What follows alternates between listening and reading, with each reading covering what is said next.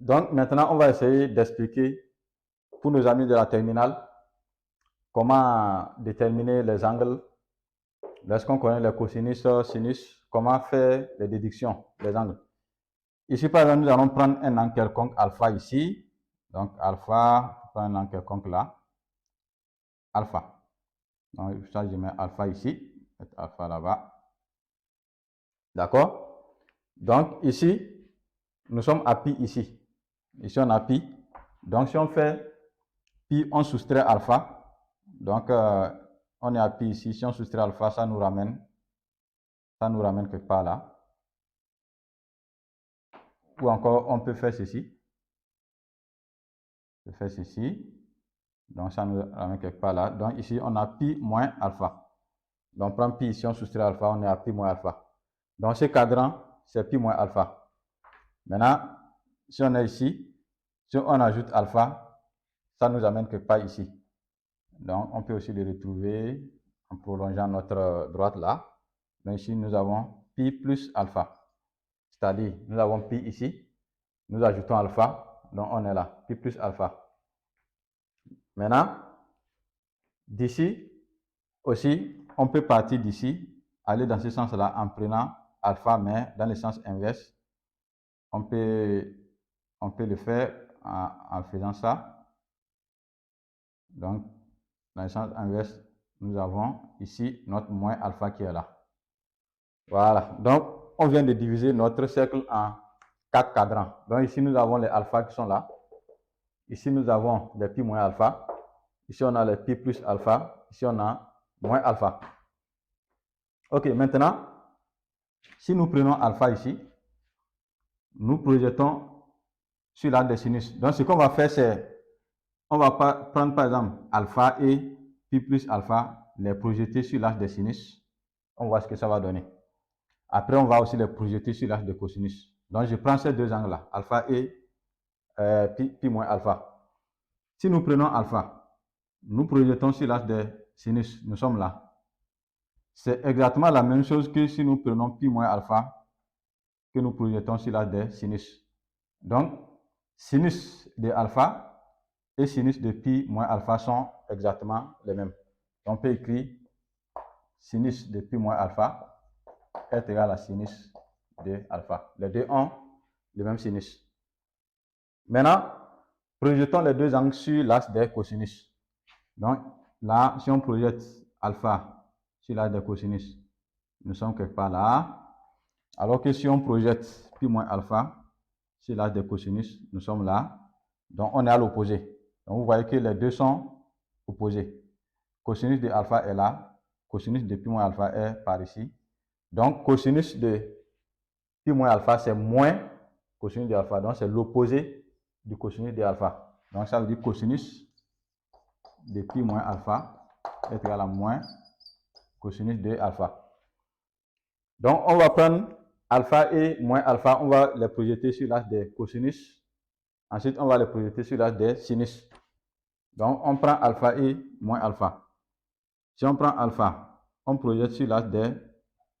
Commençons par l'axe des sinus. On projette sur l'axe des sinus, nous sommes là. Si nous prenons moins alpha, nous projetons sur l'axe des sinus, nous sommes là. Donc, les deux sont opposés. Donc, ça veut dire que l'un est égal à moins l'autre. Donc, sinus de moins alpha va nous donner alors moins sinus de alpha. Sinus de moins alpha, ça fait moins sinus de alpha. Donc, projetons les deux sur l'axe des cosinus. Alpha projeté sur l'axe des cosinus nous amène ici. Moins alpha aussi projeté sur l'axe des cosinus nous amène au même endroit. Ça veut dire que cosinus de alpha est égal à cosinus de moins alpha. Cosinus de moins alpha est égal à cosinus de alpha. Ok, on continue.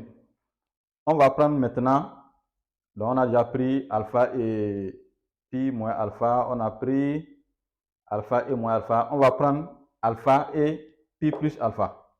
Donc on projette sur l'axe des sinus, ensuite on projette sur l'axe des cosinus.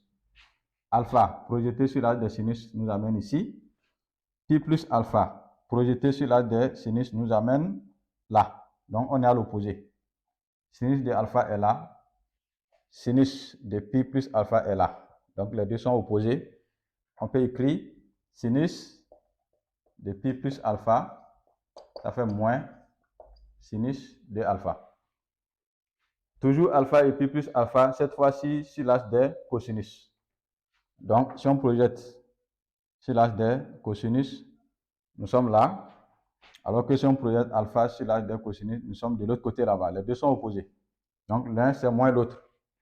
Donc, cosinus de pi plus alpha est égal à moins cosinus de alpha. Donc là, on a fait en quelque sorte le lien entre alpha et pi moins alpha, qui est ici. Alpha et pi moins alpha. Ensuite, alpha et moins alpha. Ensuite, alpha et pi plus alpha. Si vous voulez, on peut continuer en regardant pi plus alpha et pi moins alpha. Donc, pi plus alpha et pi moins alpha. Si on projette sur l'axe des sinus, pi moins alpha, on tombe là-bas. Pi plus alpha, on est ici. Donc, sur l'axe des sinus, on voit que les deux sont opposés. Donc, ça veut dire simplement que sinus de pi plus alpha est égal à moins sinus de pi moins alpha. D'accord? Maintenant, si on projette sur l'axe des cosinus, donc on est exactement au même endroit. Ça veut dire que cosinus de pi plus alpha est égal à cosinus de pi moins alpha. D'accord? Si on veut, on peut regarder aussi pi plus alpha et moins alpha. Donc, on regarde les deux là. Si on projette sur l'axe des cosinus, pi plus alpha nous amène là, moins alpha nous amène là. Les deux sont à l'opposé. Donc, cosinus de pi plus alpha, qui est là, c'est égal à moins cosinus de moins alpha. Si nous projetons sur l'axe des sinus, pi plus alpha nous amène là, moins alpha nous amène là. Ça veut dire que sinus de pi plus alpha est égal à sinus de moins alpha. Donc, ça permet de faire surtout des déductions. Par exemple, si vous êtes au niveau d'un nombre complexe, on vous calculez, par exemple, vous cherchez à calculer un argument. Vous trouvez qu'il y a un angle là, son cosinus, donc cosinus de alpha, égal à, vous trouvez que c'est égal à moins racine carrée de 3 sur 2 et sinus de alpha, c'est moins 1 demi. Maintenant, on cherche à trouver l'angle en question. Ici, je n'ai pas envie de mettre alpha. Je vais mettre θ pour qu'on ne fasse pas de confusion avec ces alpha là. Mettre ici θ.